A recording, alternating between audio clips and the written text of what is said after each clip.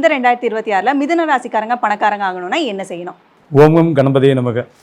2026ல் மிதுன ராசிக்காரங்க பணக்காரன் ஆகிறதுக்கு என்னென்னலாம் பண்ணலாம் அப்படிங்கிறது சில வாழ்வியல் டிப்ஸோடு நான் உங்களுக்கு சொல்கிறேன். அதை நீங்கள் ஃபாலோ பண்ணிக்கலாம். ஓகேங்களா?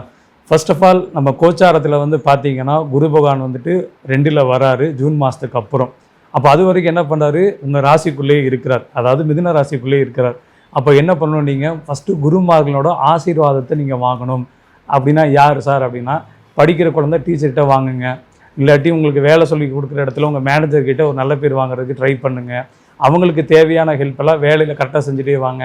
அப்போ என்ன ஆகுனா, ஜூன் மாதத்துக்கு அப்புறம் உங்களுக்கு ஒரு ப்ரொமோஷன், ஒரு ஹைக்கு, ஒரு பிடிச்ச இடத்துக்கு ஒரு ட்ரான்ஸ்ஃபரு, இந்த மாதிரி விஷயம்லாம் உங்களுக்கு டக்குன்னு நடக்கும்.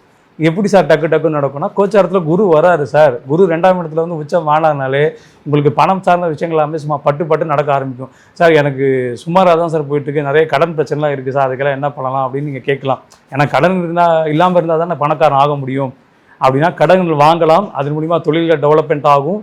ஸோ மேற்கொண்டு கடனும் வாங்கி நீங்கள் டெவலப்மெண்ட் பண்ணுவீங்க. ஏன்னா மிதுன ராசிக்காரங்களும் கடனையும் பிரிக்கவே முடியாது. அதனால் கடன் இருக்கணும். அது உங்களுடைய வாழ்க்கையிலோட வளர்ச்சிக்கும் உங்களுடைய முன்னேற்றத்துக்கும் உறுதுணையாக இருக்கிற மாதிரி அந்த கடன் கண்டிப்பாக இருக்கும். எப்படி சார் கடன் வரும் அப்படின்னு நீங்கள் கேட்கலாம். கடன் உங்கள் தொழில் கடனாக இருக்கலாம், நீங்கள் புதுசாக ஒரு வேலை வாய்ப்பு உருவாக்குறதுக்காக இப்போ ஃபாரின்லாம் போகிறேன் அப்படிங்கிற ஆப்பர்ச்சுனிட்டிஸ் இருந்ததுன்னா கண்டிப்பாக வீட்டில் அம்மா ஜுவல்ஸு, இல்லாட்டி கல்யாணம் வாங்கியிருந்தால் ஒய்ஃபோட ஜுவல்ஸு, இதெல்லாம் கொஞ்சம் அடகு வச்சு ரெடி பண்ணி கண்டிப்பாக உங்களுக்கு ஃபாரின் போகிற ஆப்பர்ச்சுனிட்டிஸும் கிடைக்கும். அதே மூலிமா நீங்கள் ஃபாரினும் போவீங்க, நிறைய பணம் சம்பாதிப்பீங்க. ஓகேங்களா? அப்போ இதுக்கு கல்யாணம் ஆனவங்க என்ன பண்ணலாம் அப்படின்னு பார்த்தீங்கன்னா, இந்த பணபரஸ்தானம் அப்படின்னு சொல்லக்கூடிய இடம் பார்த்தீங்கன்னா 2, 5, 8, 11. ஸோ 2ஆம் இடத்துல குரு உச்சமாகிறார், 5ஆம் இடத்துல சுக்கிரன் ஆட்சி, 8ல் சனி பகவான், 11ங்கிறது செவ்வாய். அப்போ என்ன பண்ணணும், எந்த ஒரு நீங்கள் சம்பளம் வேலைக்கு போனதுக்கப்புறம் உங்கள் சம்பளம் உங்கள் மனைவியோட அக்கௌண்ட்டில் வர வச்சுக்கோங்க. இல்லை சார் எனக்கு கேஷாக கொடுக்குறாங்க, மனைவியோட கையில் கொடுத்துட்டு அதுக்கப்புறம் அவங்ககிட்ட செலவுக்கு வாங்கி பண்ணுங்கள்.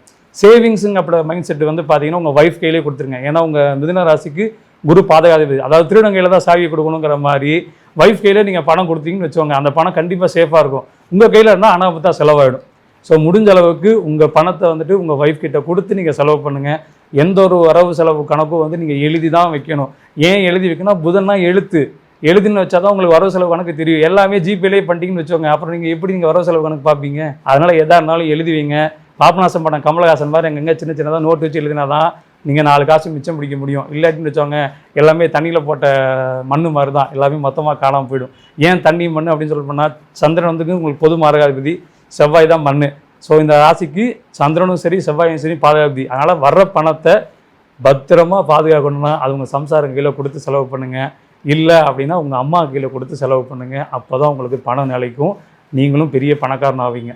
அப்போ பொதுவாக ஒரு பரிகாரம், ஒரு வாழ்வியல் வழிபாடு அப்படிலாம் ஒன்று இருக்கும் இல்லைங்களா, அதையும் சிம்பிளாக சொல்லிடுறேன். அம்மா காலில் டெய்லி விழுந்து ஆசீர்வாதம் வாங்கிக்கோங்க. இல்லை சார் நான் வெளிநாட்டில் இருக்கேன், நீங்கள் ஃபோனை போட்டாவது ஆசீர்வாதம் வாங்கிக்கோங்க சாமி, நல்லா இருப்பீங்க. ஓகேங்களா?